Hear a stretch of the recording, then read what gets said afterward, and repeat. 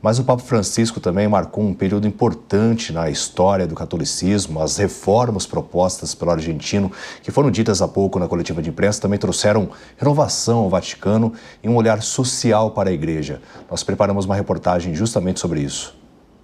Em quase 12 anos de papado, Francisco também liderou uma limpeza no Banco do Vaticano.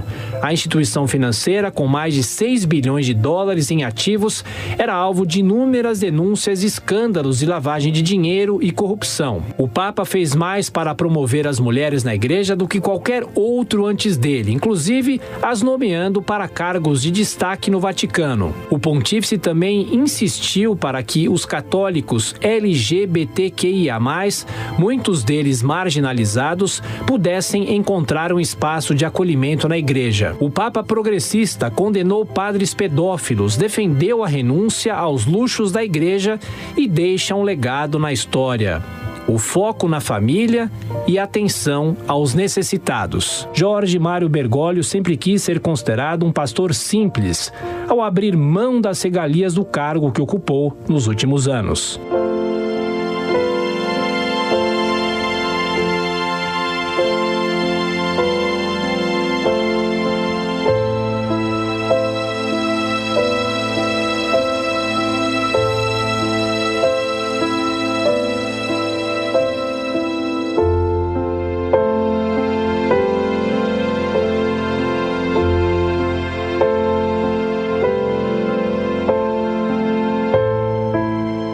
De una crisis no se sale igual, salimos mejores o peores. Este es el desafío. Y si no salimos mejores, vamos por un camino de autodestrucción.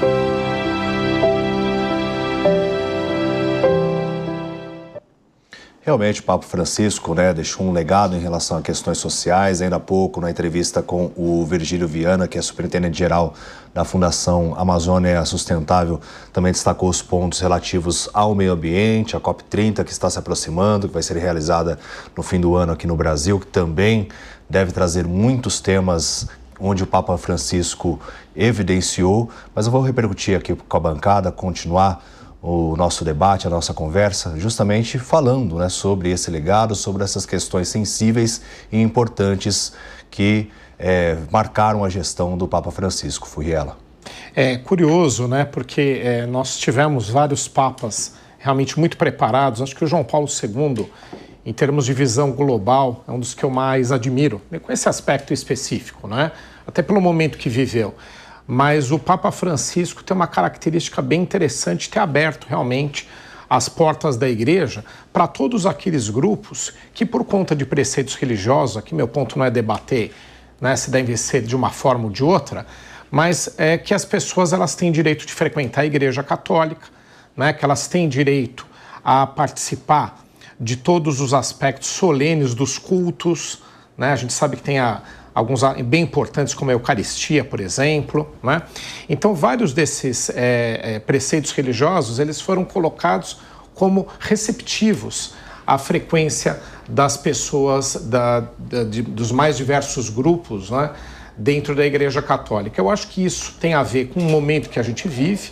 A diversidade é uma agenda importante que o mundo todo tem no momento, mas também por conta dessa formação de jesuíta, muito ligado a não diferenciar as pessoas por nenhum aspecto. Acho que isso também é uma característica importante do papado de Francisco, mas isso fez com que a igreja ganhasse muitos pontos em aspectos que ela era criticada.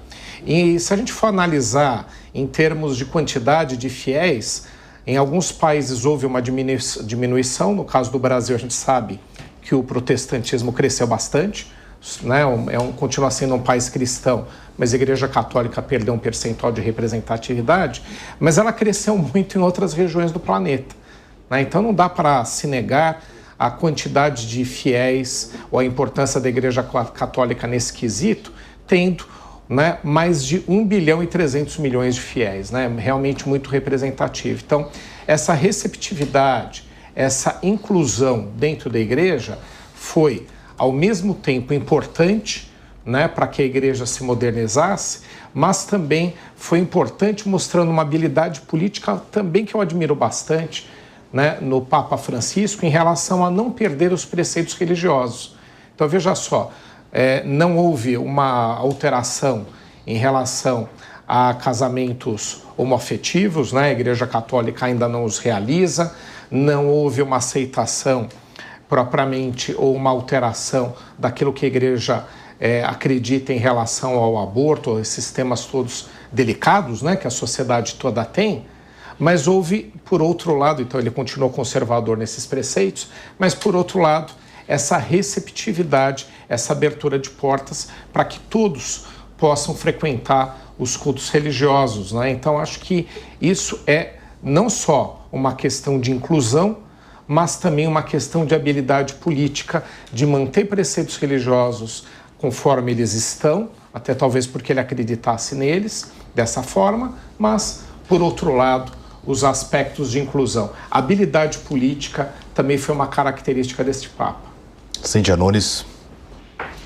Realmente o legado do Papa, e é engraçado como eu mesma já me corrigi aqui várias vezes e percebi, a gente fala o Papa né? Porque isso ainda está tão recente que a gente tem que lembrar que foi, mas ao mesmo tempo esse passado que ainda é um presente, que a gente espera que se projete como um futuro, no sentido de que realmente essas sementes, isso que foi trazido pelo Papa, se coloque como uma postura da Igreja. É fato que, eu até estava lendo hoje de manhã, 12 anos de pontificado não seria suficiente para que um Papa só conseguisse alterar situações que são dogmas da Igreja. Então, essas aberturas que ele trouxe, como a questão da tolerância, a questão de aceitar as bênçãos para as uniões homoafetivas, até, se eu não me engano, discussão sobre o celibato dos próprios membros da Igreja Católica, né, que também é uma questão assim, muito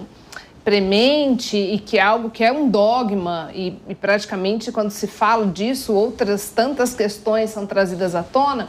Mas todo esse aspecto tão próprio, tão característico desse Papa, realmente vai ser muito triste se a gente não encontrar um sucessor que, ainda que tenha a sua marca, ainda que traga aí outras questões tão importantes, né? Mas que deixe, porque se realmente outro vier e deixar tudo isso, vai ser só um ponto, um marco e não uma mudança estrutural da Igreja Católica. E a Igreja, de uma forma geral, se ela não se pautar nessas pautas sociais, se ela não voltar os olhos para o seu rebanho, ela vai se enclausurar, né? Ela vai se mesmar nos seus palácios, nas suas igrejas com grades, colocando distante das pessoas que procuram acalento, que procuram abrigo, que procuram consolo. Então, é um momento, assim, muito curioso, um momento histórico, realmente. É um privilégio até estarmos aqui, podendo colocar em voz alta os nossos pensamentos nesse momento tão único, porque a gente não faz ideia do que está por vir e, como se disse, o Papa não era só um líder religioso, era um chefe de Estado.